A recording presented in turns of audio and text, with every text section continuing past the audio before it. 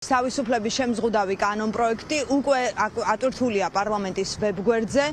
და დოკუმენტი, რომლითაც გახსნის ქართული ოცნება საგაზაფხულო სესიას, მესამე სექტორის მიერ შეფასებულია როგორც ყველაზე მძიმე სანქციის სახით, რაც ამ დრომდე მიუღია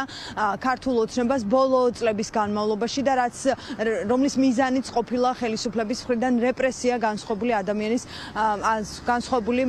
აზრის მქონე ადამიანების მიმართ. რა წერია კანონპროექტში მესამე სექტორის წარმომადგენლება ბუნებრივია წაიკითხეს ხელისუფლების გეგმა და თქვეს რომ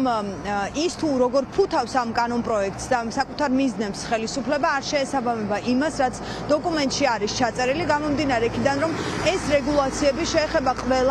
ყველა ადამიანს, ვინც იღებს უცხო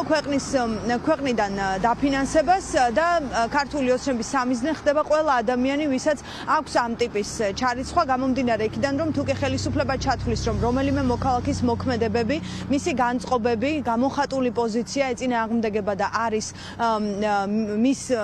მისთვის მიუღებელი, ის დაინტერესდება ამ ადამიანების შემოსავლით და თუკი იქნება ეს შემოსავალი უცხოეთიდან, ჩათვლის მას გრანტად და ნებართვის არარსებობის შემთხვევაში მას ემუქრება სისხლის სამართლის პასუხისმგებლობა. ამიტომ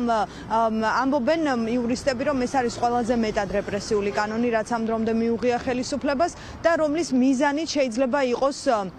მოქალაქეების დაშინება, მათი გაჩუმება იმისთვის, რომ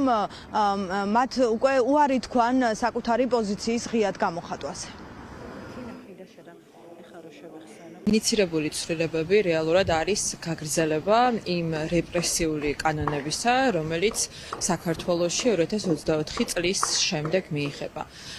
ყველა ასეთი ცვლილების მიზანი სინამდვილეში არის საზოგადოებიდან აქტიური ადამიანების განდევნა, კრიტიკული აზრის დევნა და საბოლოო ჯამში ისეთი მსუსხავი ეფექტის ქონა, რომელიც ყველა ადამიანს გაუჩენს შიშის განცდას, რომ განსხვავებული კრიტიკული აზრის გამოხატვას შეიძლება მოჰყვეს მნიშვნელოვანი რეპრესიები, რომელიც მათ შორის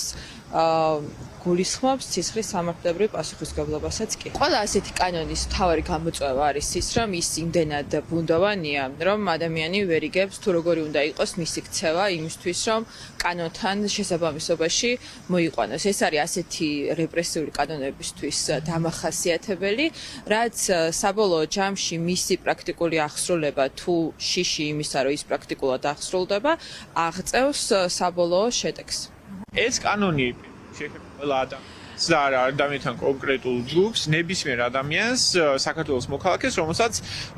უცხოეთიდან აქვს რაიმე ტიპის შემოსავალი. ერთი ეს, მეორე, თუ ამ ადამიანს აქვს უცხოეთიდან შემოსავალი მიმდინარე ან აპირებს შემდგომში რომ ეს შემოსავალი მიიღოს, ამ შემთხვევაში მას შესაძლოა და თან სურს რომ რაიმე საზოგადოებრივ საკითხებთან დაკავშირებით გამოთქვა საკუთარი აზრი, ამ შემთხვევაში მას მოუწევს დეკლარირება ამ ყველაფრის და ნებართვის მიღება მთავრობის წინააღმდეგ შემთხვევაში შეიძლება ჩაითვალოს გრანტად, გრანტების კანონის შემოვალცვლებების მიხედვით და გრანტის კანონის დარღვევის გამო, ამის არ დეკლარირების გამო ჩნდება სისხლის სამართლის პასუხისმგებლობა 6 წლამდე ვადით. რომ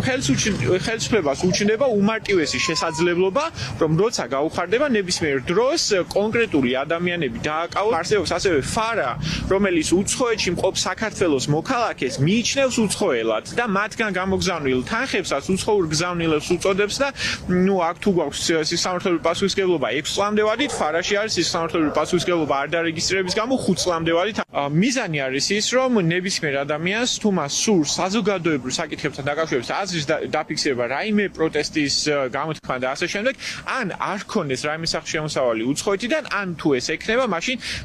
ხელისუფლებაზე იყოს დამოკიდებული ეს შემოსავალი ექნება თუ არა საერთოდ, ანუ ან შემოსავლის გადაკეტვა შეეძლოს, ან კიდევ ამ ადამიანების ციხეში გაშვება ურჩობის გამო.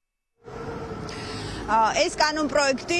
როგორც უკვე გითხარით, უკვე არის დარეგისტრირებული დღეს და ამ დღეების განმავლობაში ეს 2 დღეა ქართული ოცნების წარმომადგენლები ამბობენ, რომ მთავარი მიზანი, რის გამოც მათ გადაწყვიტეს, რომ ახალი რეგულაციები დაამტკიცონ, არის ის, რომ ამ დრომდე მიღებული კანონები ეფექტურად ვერ მუშაობს და მათ ბოლომდე სურთ უცხოური გავლენის შემცირება და ამ მიზნით ფუთავენ კანონს, რომლის სამიზნედ შეიძლება გახდეს ყველა ადამიანი, მათ შორის აქტივისტები, არა მხოლოდ არასამთავრობო ორგანიზაციების წარმომადგენლები, წარმომადგენლები, პოლიტიკოსები, მესამე სექტორში დასაქმებული სამეცნიერო მიმართულებით თუნდაც დასაქმებული ადამიანები და მოქალაქეები, ვინც იღებენ უცხოურ დაფინანსებას, თუ კი მათი საქმიანობა არის